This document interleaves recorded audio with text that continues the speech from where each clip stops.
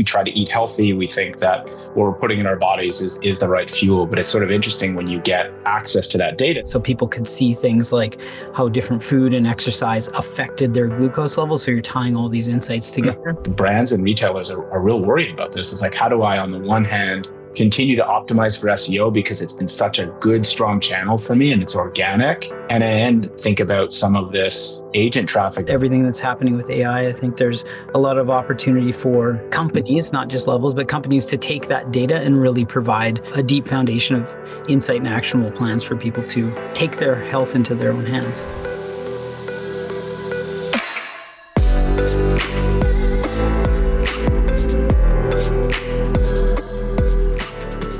All right, so thanks for tuning in to the Brilliant Commerce Podcast, where I get a chance to sit down with the brightest minds in commerce and unpack the secrets behind some of the industry's most iconic, or as I like to say, soon to be iconic brands.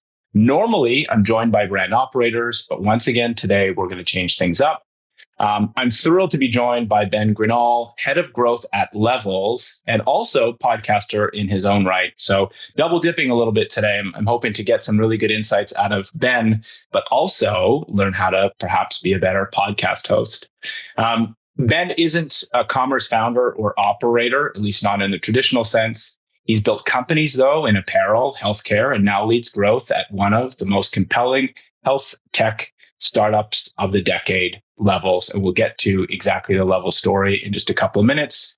Through it all, what I've learned from Ben is that he's developed a deep understanding of what drives people to trust, engage, and stay loyal to a brand, commerce or not. When we're thinking about acquiring customers or building communities, there's definitely a through line there. So in this episode, we will talk about exactly those things: community through content, education, without focusing too much on actually selling. And I know that commerce brands tuning into this can learn a lot from what it takes to, at any company that is using data the right way, to turn insight into action. So with that, Ben, welcome to the pod. Yeah, thanks for having me on. Super excited to do a pod here with a fellow Canadian and dig into everything commerce and marketing and growth related. Yeah, so there you go. You buried the lead. I was going to get to that. We are going to do our best to not out Canadian one another, but it might be hard. So maybe kick us off. Give me the 3-minute background on you and what brought you to Levels. We now know you're Canadian, but there's far more to the story than that. Yeah, so I grew up in a small town called Gladstone, Manitoba, which is a couple hours away from Winnipeg, a small town of 300 people, and lived there till I was 3, moved to the big city. And ever since I was a young kid, was always sort of the lemonade stand kid, just thinking about like buying and selling things. And that's what got me interested in the idea of commerce. And when I was 13, I started my first business, and that was odd jobs, yard work, painting, deck building, you name it. And eventually did that for 10 years and kept doing all these sort of micro projects and launching different businesses. And then fast forward to now, have done a suite of things across commerce. And one of the more Canadian things was before Levels was part of an on-demand food delivery company that we had built out of Canada called Skip the Dishes. And so yeah, really fun to go head to head in the marketplace space and just watch that space grow a number of years ago. And it was a pretty wild exponential growth trajectory to be on. So yeah, it was a lot of fun. Yeah, that's awesome. It's amazing to have a front row seat to something that can grow like that. You know, as someone unexpectedly being Canadian, obviously familiar with it. I also started my own business when I was 13. So we not only share the Canadian roots, but perhaps those entrepreneurial ones. I have to ask, we're now April the 1st. We're fast approaching the end of the hockey season. You're obviously a Montreal Canadiens fan, being born in Winnipeg. I don't know. I mean, there are a number there, but I think I have to be loyal to the Jets. So yeah. All right. I think they are the top of the NHL power rankings as we are recording this episode. And I'm very tempted to take us down the path of talking about who I'm going to draft in my fantasy playoff pool. But I think that there's more important subjects that we can get to, specifically commerce. So I kind of kicked us off by saying that this was non-traditional for me anyhow, in that you're not a brand operator or there isn't a commerce component. But what I learned in the sort of the warm up to this is that Levels isn't just a health tech app, but that there is a commerce component to what you all are doing. But I'm really interested in learning the whole story. So can you tell us a little bit about Levels? What I've seen on the outset is, a company that has grown very quickly, backed by fantastic investors, really going after a problem space that I find really interesting. But yeah, tell us a little bit about Levels, and then maybe sort of weave us into the commerce component that's under the hood there as well. Cool. Yeah, so I think there's a lot of media out there about Levels and sort of how we got started, but I'll give the shortest version possible and what's taken us into today. So back in 2017, Josh Clementi, he's founder of Levels, one of the co-founders. He was working at SpaceX at the time, and he was sort of running into these challenges of not understanding why he had what felt like an energy deficit. In his own words, he felt like he was severely sick, like he thought he was truly sick. And eventually he sort of figured out that he was having these challenges with his glucose by fueling his body incorrectly. So he was exercising regularly and eating what he thought was healthy, things like quinoa and brown rice and sweet potatoes, amongst other proteins in that. But what was happening is he was eating food that didn't necessarily help him to have his glucose or his main energy source be at an equilibrium. So he was getting these sort of like oscillating dips in his energy levels up and down.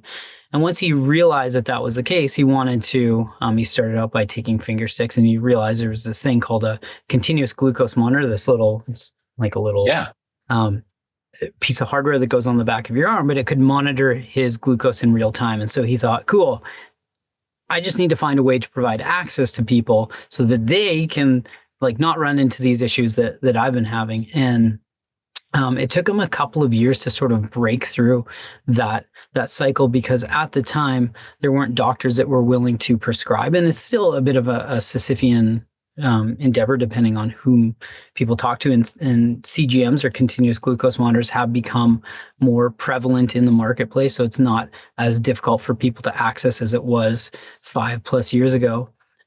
But his insight was like, if I can bring this technology to the world, then that will allow us to better understand our health. And so finally, he was able to get access through a third-party provider where we could actually do commerce. We could sell this hardware, but we could build software on top of it so people could see things like how different food and exercise affected their glucose levels. So you're tying all these insights together. And fast forward to where we are today. When Levels started in June of 2019, the word metabolic health was not something that you would hear regularly. The idea of glucose monitoring or continuous glucose monitors, even getting blood work or lab panels, it was not something people talked about. And as we've educated and built the market, we sort of created this category of metabolic health. And now you hear Andrew Huberman and Peter T. And I'm not putting up our hands saying, hey, we were the first, but we helped to create the space through a lot of the education that we did to say, here's what this is, here's what metabolic health is, and here's why you should care about it. And so as you fast forward to today, we've realized that the body is sort of this black box where people don't understand a ton about it. And there are all of these tools, just like you have tools to build a house, whether it's you need wrenches for plumbing or soldering irons for electrical, etc. You've got different tools that do different things. DEXA scans will tell you something different than a glucose monitor, then a blood test, then a VO2 max test. And so you need to sort of wrap up all of these tools to cover a wide metabolic surface area so you can help people. You build the software side of things. So commerce side of things, you're selling the tools. Software side of things, you're able to actually provide people with an insight based on their personalized data. So that's sort of the story of Levels and how we've evolved our journey and our vision for where we think the world needs to go. And luckily, with everything that's happening with AI, I think there's a lot of opportunity for companies, not just Levels, but companies to take that data and really provide a deep foundation of insight and actionable plans for people to take their health into their own hands. I mean, that's just an awesome origin story. I mean, so often you hear that a founder goes after a problem that they were just compelled to solve for themselves. And that's amazing. We try to eat healthy. We think that what we're putting in our bodies is the right fuel, but it's sort of interesting when you get access to that data. And sometimes it can be too much. I mean, I fell into this as well, maybe 10 years ago when I started to track my sleep. And I would always tell anyone who wanted to hear that I was a fantastic sleeper. I used to wear, like, as a badge of honor, how little sleep I could get and how highly functional I thought I was. And then I started to look at the data, and it told a very different story. And so how do I balance out what data that I'm seeing with actually how I'm feeling? I think the ultimately the problem space you all are going after, I find to be really fascinating. I have so many follow-on questions about the sort of the technology and data and privacy. And you've already said the words or the letters AI. Normally I try to keep that to the end, but that's okay. We sort of got this. And I appreciate that you showed me the CGM that is on your body. I was at a beauty company for 4.5 years, a company called Glossier. And we talked an awful lot about the power of brand and how important brand trust was whenever you were creating a product that you would either put in or on your body. And this is very much a product that you have on your body. Levels has been around since 2019. Like, how important is your customers' affinity with your brand? And how much does that weigh into their decision to buy you over something else, and ultimately to wear something on their body that isn't always going to be hidden? Yeah, it's interesting because I don't want to digress too much from the question, but let's fast forward a little bit to AI and then talk about our foundation of education and trust. So right now with AI, like, short answer is AI allows anyone to create a ton of content really fast about these categories. The insight that we recognize, like rewinding back from 2019, is that we said, how do we build that trust? Like, to your question, how do you build that trust with people? Because one, you've got a device, a piece of hardware that people don't understand the utility. They don't understand what it is and why they should use it. Two, there's usually an aversion towards the device. It does go below your skin. It's got a little filament, but it's got a micro needle that helps put that in, and it feels just like a little pinprick. It doesn't hurt.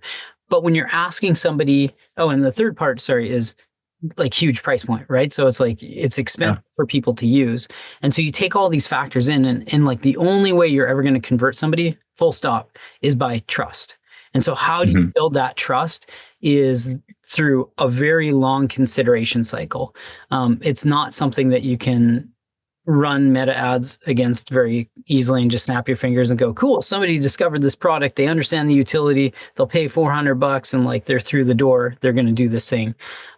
You have to build that trust. And the way we did it was all through education. So we said, if we believe that this is true, the education needs to be deeply researched, science-based, data-backed information that's all fact-checked in the exact way you would do any editorial process. And so we've developed, we're well in we might be in the 700s of blog posts now. And so that was our foundation of content that we said, we're going to create the widest and most highly trusted source of metabolic health information on the internet, full stop. And if that became our game, then we realized we weren't in the game of selling anything to anyone. What we wanted to do to create this behavior change is just having people read blog posts as a starting point to say, hey, maybe, like in the way you talked about sleep, hey, maybe I should think about this differently. Maybe I shouldn't grab the Coca-Cola or the Twinkie, right? And that's hyperbolic, but something that people think are healthy, like grapes, which are high in sugar, or oatmeal, which can give people very high glucose spikes if they're consuming it, we'll call it naked, where it doesn't have enough protein, fat, fiber associated with it. But, educating people to make different decisions is the starting point into this 12-month plus consideration cycle that people go through for some of these more expensive new categories of products. And so we've always thought the way to build that trust is strictly through education. And if you can do that, then when people think about like, who is the brand that we should go to, it becomes less about price sensitivity and more about like, do I understand why I trust this company? And if the answer is yes, because it's transparent and feels like the value exchange is weighted more in the favor of the consumer, where they've been getting a lot of information, or they've been getting something for free without being asked in return, like, now buy this thing. I think that has helped us over the course of almost 6 years now to really build that deep buy-in and engagement from the community. Yeah, I love that answer.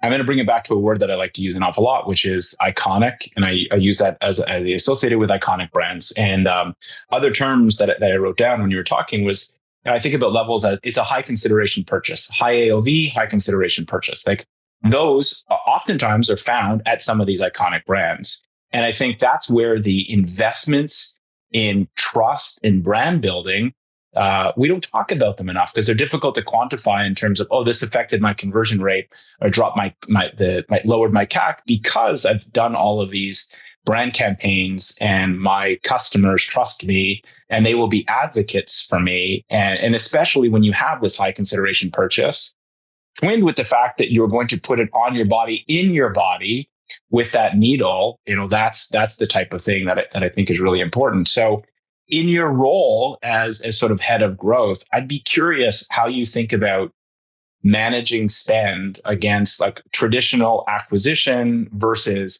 brand building versus education versus community. How do you rationalize that to your board, to your investors? Do you get sign off? And what advice might you have for a brand that is just getting started that is operating, maybe not in your category, but in something where there is a high consideration purchase and a high AOV, and they're thinking about, what's the most effective way for me to operate or move through the world as a marketer?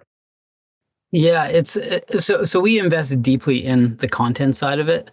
And that's always the hardest thing to get people on board with, because there's not necessarily clear attribution or return where you can say, new piece of content X produced Y results. It is in aggregate over a long period of time. They're perennial. They just keep compounding and compounding as far as the Lindy effect, right? It's like the longer something's around, the more successful it is. Exact reason why Back to the Future, one of the greatest movies of all time, will never get old. But we have taken a big stance internally, and luckily everyone's aligned that like this is the swing that we want to take, and content expands across written content, audio content, video content, and so we're constantly putting out this media in very long tail categories of things. Examples being, and this is maybe digressing a little bit into the SEO play, because we get the question pretty frequently, like, how do you win the SEO space when AI is just giving summaries of it? Yeah. And it's, if we're creating something so long tail, like PCOS, polycystic ovarian syndrome, and ground flax, the probability of someone else having that article on the internet is pretty low because it's so long tail. The probability of you surfacing in one of the links in the recommended summaries, like let's just say on Google specifically, it's pretty high. Or doesn't matter, you're using OpenAI. It doesn't matter whom is being used or which platform is being used. But the more of this long tail content that we have in aggregate, as opposed to sort of the like middle ground of what is metabolic health, and yes, we have to have that. That is where we win. So we invest very deeply in that from a spend perspective, and then we also invest deeply in partners. But where strategy differs is that we're very particular about having, instead of having a wide set of partners and we say we work with, let's say 200 plus affiliates, we have a limited set of partners and we make sure that we're investing only in the top partners, where attribution isn't always going to be clear, but where we've got conviction based on a number of input metrics, like how much website traffic does that person drive? What's the email capture? So we are still capturing some data, but we're not anchoring on bottom of funnel to measure the success of the spend, because we know that our consideration is within 30 days, we get roughly 20% of our conversions. Within a year, we get roughly 40%. And then we're looking at 60% of our conversions are coming after a year, right? So you have to find ways of nurturing people over the course of where did they hear that first touch point. If we measured attribution based solely on that partnership spend, it's like, oh, that's a failure. The CAC is too high. So we've got all these like little metrics that we've got a number of metrics we're looking at for partner assessment. But once we find those top partners, then we know that we're doubling down on those as opposed to going longer tail. with some other partners. So those are the two main buckets that we really invest in. And we don't do a ton on performance marketing, hardly at all. Okay. Very, very deep reasons for doing it, which happy to get into. Yeah. Well, let's shift gears and talk about measurability and the tech stack a little bit. Obviously, Levels is collecting a ton of data, and I imagine that's a homegrown or proprietary data capture platform that you all have built and maintained and probably continue to iterate on and invest in. When it comes to the marketing side of the house or performance marketing, have you built something that is proprietary, or take us through what the MarTech stack looks like, and bonus points if you can tell me how it's maybe evolved since you've been there. Yeah, so we don't run meta ads as an example. We don't run we don't, I mean, just say across performance marketing, other than we do a bit of search, modest, and we when we do meta ads, we throttle it. So we're conscious of what we're doing and why. Mostly, again, as there's no secret sauce to it, it's mostly around retargeting based on web traffic that we get from a very specific partner. And then our campaign has to do with retargeting people based on recall of seeing that partner in whatever aspect they were seeing that partner. So it's like high recall in the moment, retargeting based on an event. Like that is where we know that. And then our strategy is email capture. We're not trying to go for bottom of funnel on it, because we know if we're going, it's going to be a lot easier and less expensive to capture those email leads and nurture them with education over the course of a year, if it takes a year, as opposed to saying, hey, retarget. I mean, the typical strategy is retargeting, go for the kill. Like retargeting, go for the conversion. Or even if you're prospecting, it's like maybe prospecting email capture, maybe prospecting conversion. But we know because of the nature of our product, that's not the strategy that works for us. So that's with Meta, that is very much how we throttle. But the reason why we don't invest deeply in it and how things have evolved is that just because the consideration cycle is so long and there's so much education that comes with it, we don't have a product that people understand the clear utility of it. In the same way, like, why can True Classics scale up the way they have? Well, like the utility of this is understood. I see a t-shirt, I know what it does. I'm looking at brand. I go, do I trust that it's going to fit well? And like, there you go.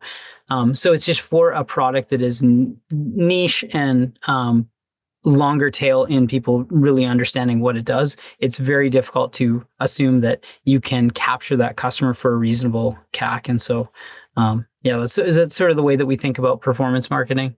How it's evolved, we've always had this strategy. We've just gotten, we've just gotten more efficient with it. So like being as capital efficient as we can, and our customer acquisition cost is pretty low. Like we hit $50 to high end, like $80, which is quite pretty great, low for the space.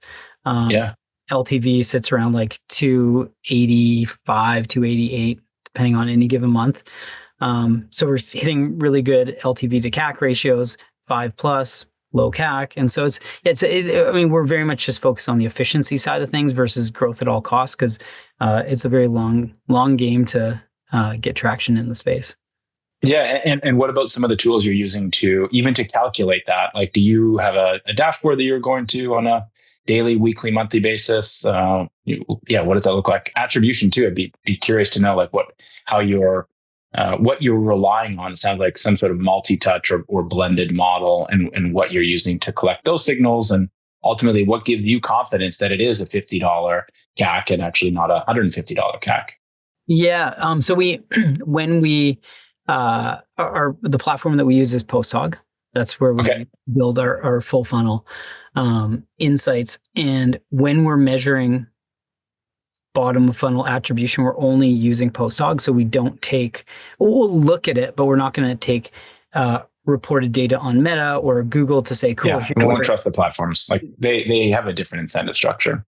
Exactly. And even if we change the attribution model where it's like, instead of we go click through versus view through, and we do 1 day versus 7 days, it just doesn't matter. It's like, it's not going to be clearly reported. And so when we're actually measuring, we're looking at Posthog, we're looking at the UTMs that come in associated with and this is where it gets difficult with partners versus something that's clear like an email, but again, attribution's not perfect ever. Mm-hmm. But with a partner, we're looking at how much web traffic does that person drive? What were the actual conversions that it said they drove? And then we're finding a middle ground in between there to actually measure and say, what do we believe the return on this partner is? So there is some area under the curve because it's, what your baseline web traffic in a day is. The event happens, 1 to 2 days of spike of web traffic. What does your email capture look like? And then looking at the actual conversions that come in, even if they're not perfectly attributed, that gives us a pretty good window into say the probability of those conversions coming from that event are quite high because there's not any mixed noise or signal as far as like 2 events happening in one day.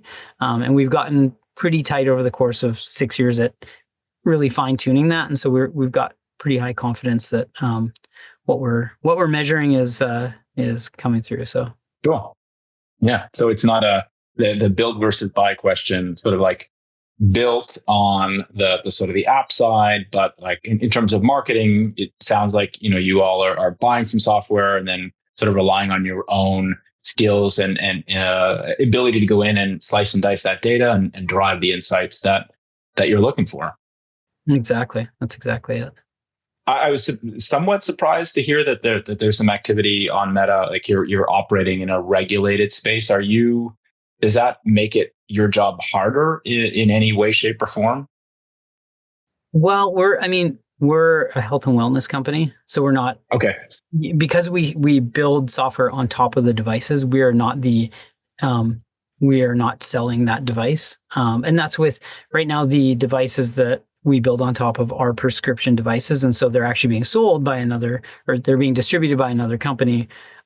We're just like the conduit to actually get that sale through. And that's how you are a health and wellness company versus one that would be regulated in the way that you have to operate. But now the market has changed in the sense that there are a couple non-prescription glucose monitor devices out there, which means people can just buy them over the counter. And so that does change a little bit. But yeah, the way that we've had to operate is we operate like a health and wellness company. We're not having to worry about some of these regulations. And the biggest consideration is just around for us as a health and wellness company is making sure that we are never making claims like a glucose monitor can cure X condition. That gets into that very clear. As soon as you're making those claims, that's like not a gray area anymore. And so we're sure that we're saying people who have used glucose monitors have found benefit in being able to lose weight or being able to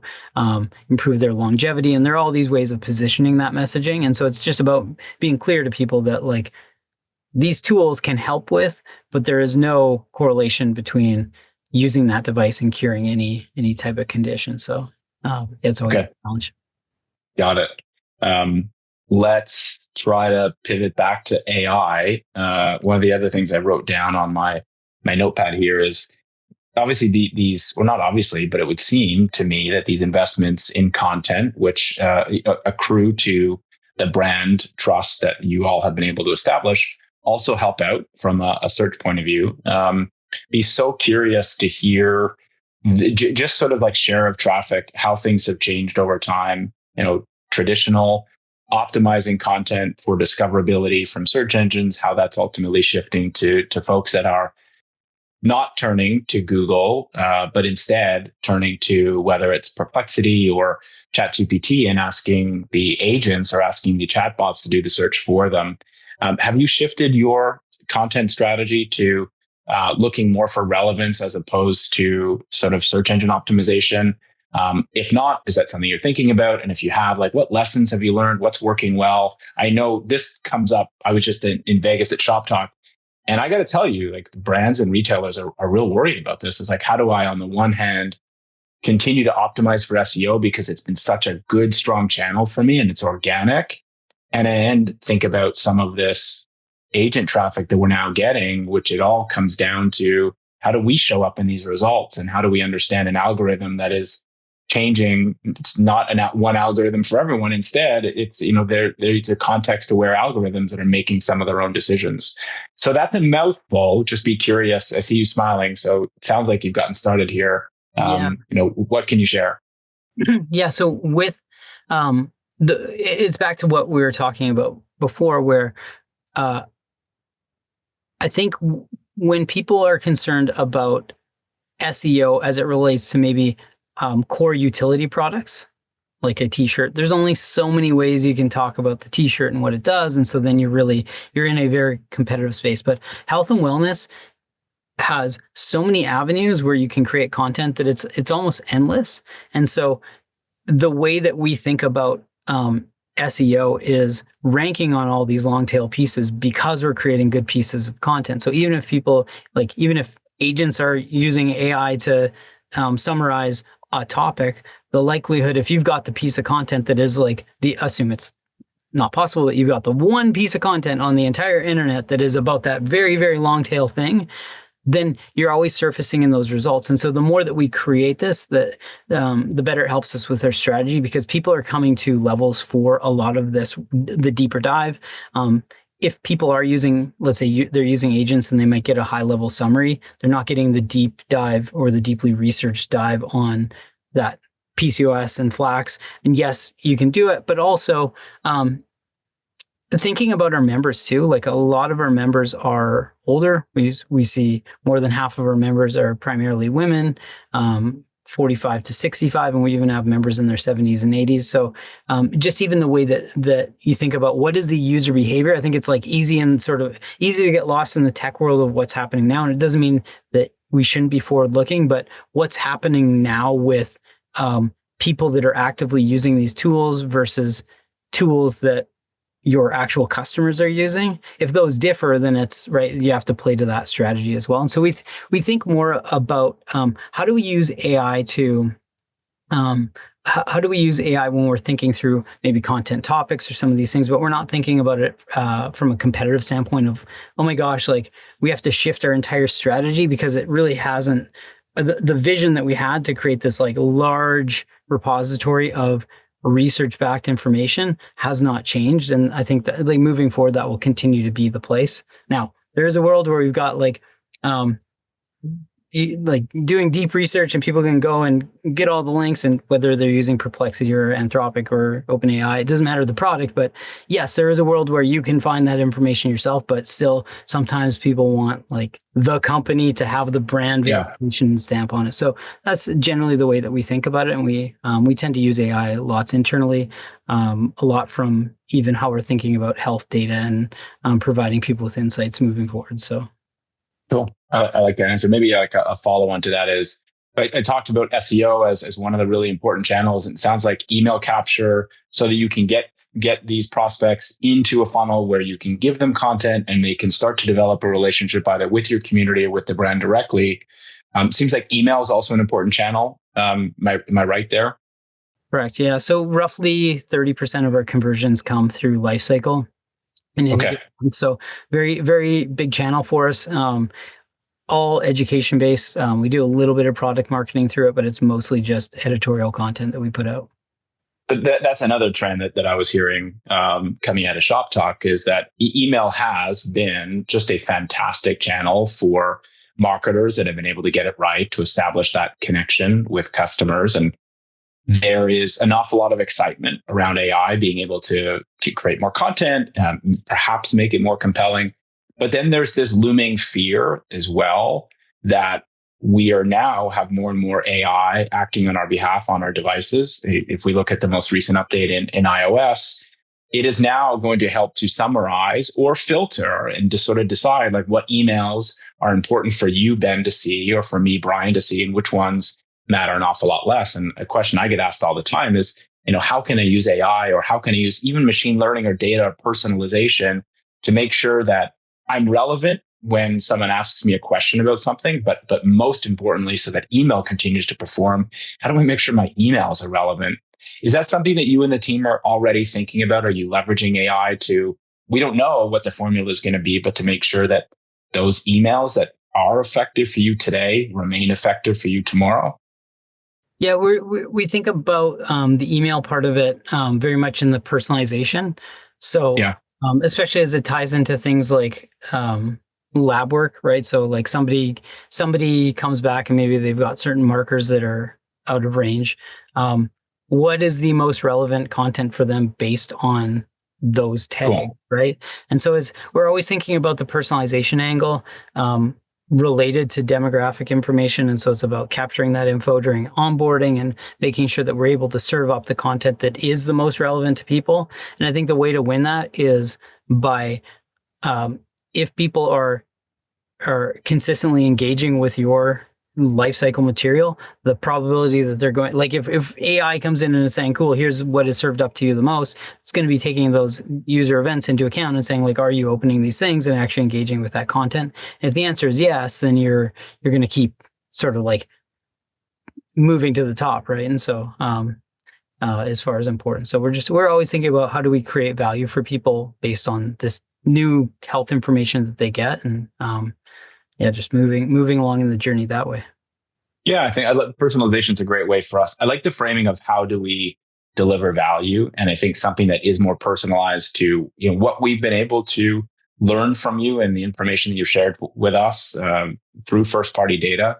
Being able to deploy personalization in that way, I think is great, and I think it goes back to these tenets of real brand building. It's not just about personalization to compel you to make a purchase in that moment. It's if I'm a brand, I want to make sure that I'm building a long-term relationship with you, and that I'm using the data that you're trusting me with to personalize your journey along the way. And whether that's showing up relevantly in searches or making sure that our email content gets through to your inbox, I think those are some of the tenets of building a really durable brand. It seems to me that you all are well on your way at levels. So we've just about run each other out of time here. Any sort of like last words of wisdom, things that you're really excited about in the coming year? Yeah, I mean, one thing I've been thinking a lot about is this idea of prescriptive advice, we'll call it, or sort of like prescriptions. Not in the literal sense, but more in the sentiment of what people are looking for. And I think one trend that I've noticed is that people are willing to